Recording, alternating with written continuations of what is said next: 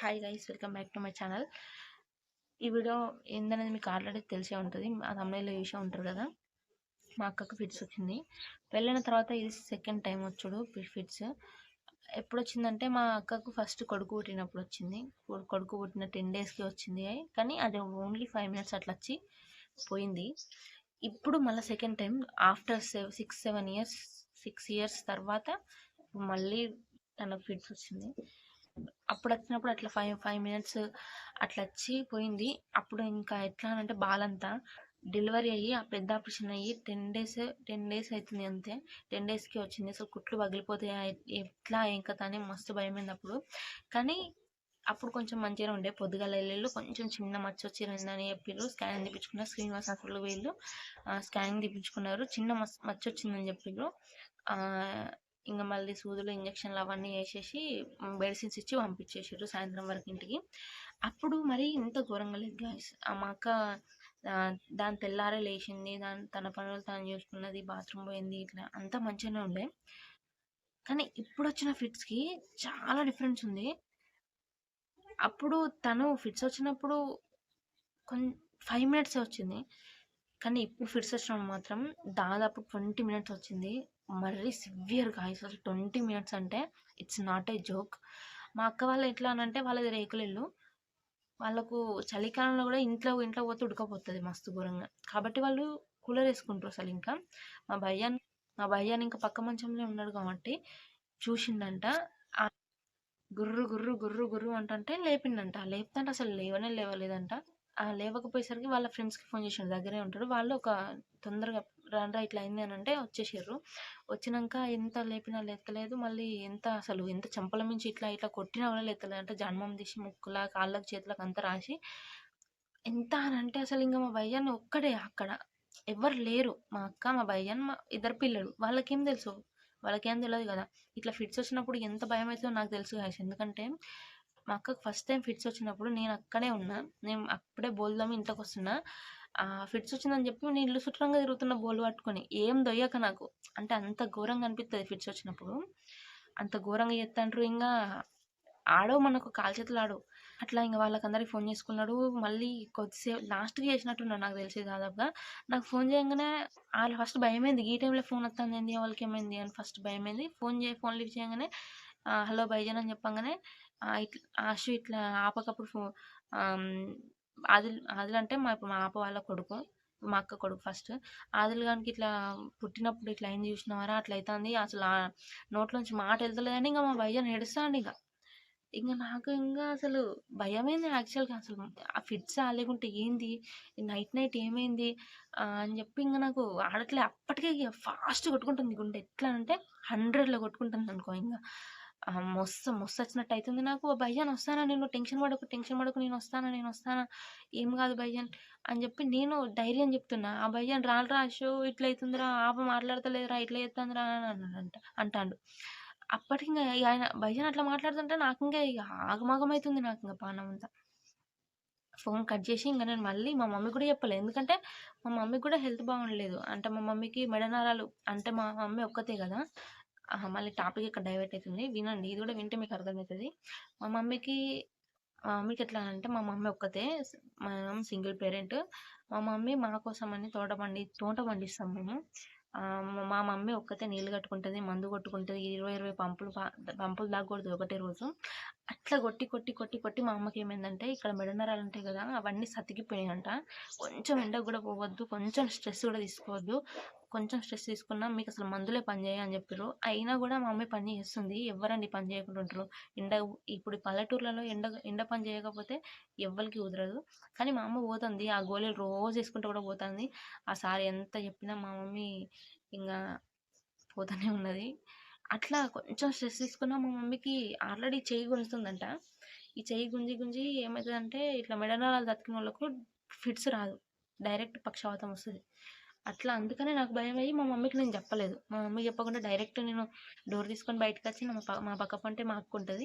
ఆ అక్క దగ్గరికి వచ్చి నేను ఆపకి ఇట్లా అయింది అమ్మకు అని చెప్తే మా అక్క ఇట్లా రెడీ అయ్యి తలుపు పెట్టి ఆటో వాళ్ళకి అందరికి ఫోన్ చేసుకొని ఎంతమంది ఫోన్ చేసినా అప్పుడు ఎవ్వరు కూడా రెస్పాండ్ అవ్వలేదు. ఒక్కరెవరో మా అక్క మళ్ళీ ఫోన్ చేస్తే ఇంకెవరో రెస్పాండ్ అయ్యి డబ్బున అదే టైంకి వస్తే మేము టకటక వెళ్ళినాం. మా అక్క వాళ్ళను ఇక మా భయ్యాన్ వాళ్ళు టక్కున కార్ మా వాళ్ళ ఫ్రెండ్స్కి చెప్తే వాళ్ళకి ఫ్రెండ్స్ ఇట్లా కార్ ఇట్లా తెప్పించి కార్లో దబ్బున 30 మినిట్స్లో వెళ్ళు, లేకపోతే అసలు మా అక్క బ్రతకపోయేది కావచ్చు, అంత ఫాస్ట్గా వెళ్ళు కాబట్టి ఇప్పుడు మా అక్కను మేము చూడగలుగుతాను. 30 మినిట్స్లో ఫాస్ట్గా వెళ్ళిపోయారు. పరకాల నుంచి హన్మకొండ దాకా. ఏ హాస్పిటల్ అంటే శ్రీనివాస పిన్నాకిల్ హాస్పిటల్లో మా అక్కని జాయిన్ చేసారు. ఫస్ట్ సారి ఫిట్స్ వచ్చినా కూడా మేము అక్కడనే జాయిన్ చేసినాం మా అక్కని. అక్కడ కొంచెం మంచిగా అయింది. ఇప్పుడు మళ్ళీ మేము పోగానే ఇంకా మా అక్కని ఎట్లా అంటే అసలు ఇంకా చూసిన దాన్ని అసలు నేను ఐ కాంట్ ఎక్స్ప్లెయిన్. అసలు ఎట్లా ఫీల్ అయినా అనేసి నేను ఎక్స్ప్లెయిన్ చేయలేకపోతా.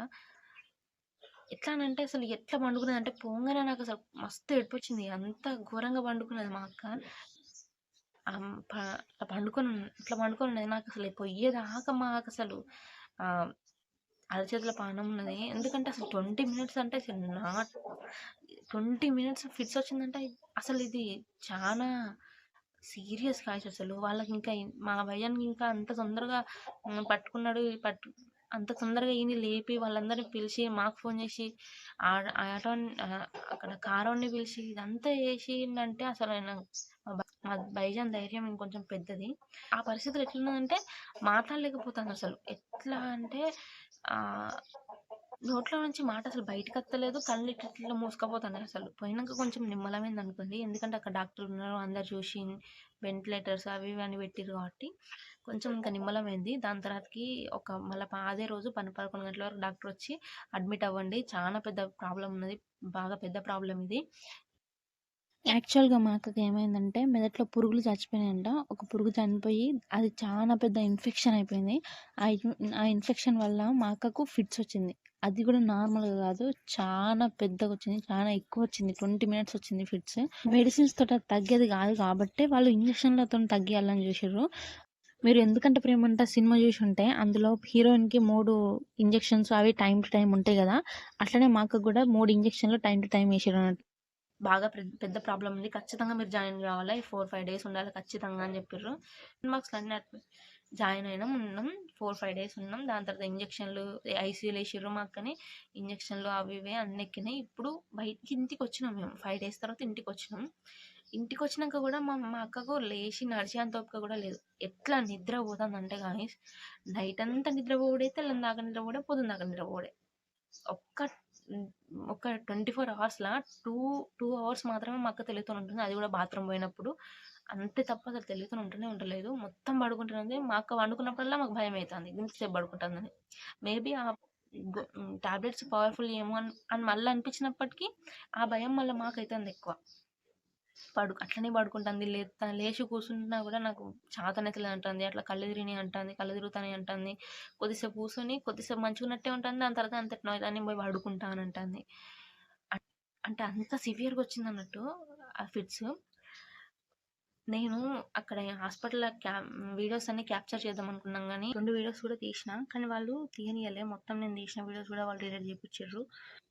అందుకనే నేను మీకేం పక్క పంట పెట్టలేకపోతాను గైస్. కానీ ఇప్పటికి కూడా మా అక్క దాని నుంచి కోలుకోలేకపోతుంది, లేవలేకపోతుంది, నడవలేకపోతుంది.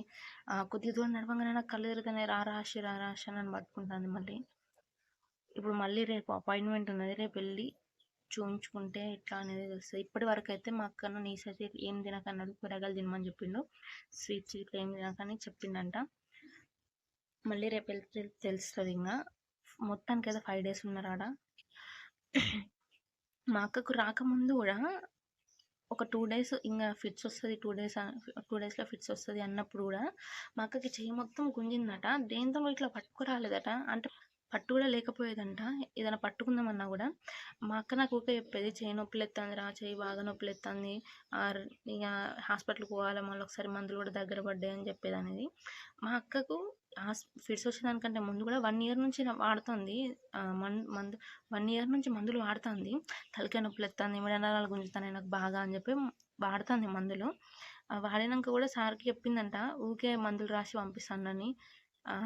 ఊకే మందులు రాసి పంపిస్తాడట. అంటే సార్‌కి చెప్పిందంట, నాకు ఇట్లా మెడ నరాలు బాగా గుంజుతున్నాయి సార్, ఎంత ఇవి వేసుకున్నా కూడా తక్కువ కావట్లేదు అని అంటే, సరే నెక్స్ట్ మంత్ రండి మేము స్కానింగ్ తీస్తా, స్కానింగ్ తీస్తే ఏమొస్తుందని తెలుస్తుంది అని చెప్పిండంట. అండ్ ఇంకా 2 డేస్ అయితే హాస్పిటల్‌కి వెళ్తాం అని అనుకునే లోపు ఇది జరిగింది. పొద్దుగాల 4:30కి వచ్చిందంట. అసలు మా భయ్యాను ఇట్లా చంపల ముంచి ఇట్లా ఇట్లా కొట్టి, ఎంత గట్టిగా కొట్టినప్పుడే లేచి ఊ అంటుందట. తర్వాత మళ్ళీ పండుకుంటుందట. అంటే నిద్రలో మొత్తం మత్తుగా ఏం ఊ అంటలేదంట, ఆ అంటలేదంట. సరిసినప్పుడే ఊ అంటుందట. తర్వాత నుంచి అసలు ఊ లేదు, ఆ లేదు, ఏం లేదంట.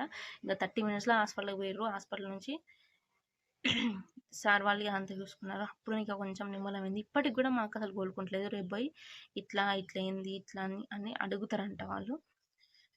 అది సంగతి. Share చేసుకోవాలనిపించింది guys. ఫిట్స్ వచ్చినప్పుడు ఏం చేయాలంటే, మేము చేసింది ఏంటంటే, జాన్వామ్ తీసి ముక్కులలో, అరచేతులలో, అరికాలలో మొత్తం మంచిగా గట్టిగా రాసిళ్ళు. అది ఎంతవరకు కరెక్టో ఎంతవరకు తప్పో నాకు తెలియదు కానీ, ఫస్ట్ ఫిట్స్ వచ్చినప్పుడు మేము అట్లనే చేసినాం. సెకండ్ ఫిట్స్ వచ్చినప్పుడు కూడా మేము అట్లనే చేసినాం. మాకు ఎవరు ఇట్లా చేయాలి, ఇట్లనే చేయాలి, ఇదే కరెక్ట్ అని నాకు తెలియదు. మేము చేసింది కూడా కరెక్టా లేదని మాకు తెలియదు. అట్లా చేసినాం కాబట్టి మేము అట్లనే చేసినాం కాబట్టి అది చేసినాం మేము ఈసారి కూడా. సో అది జరిగింది guys. Thanks for watching till end. Bye guys.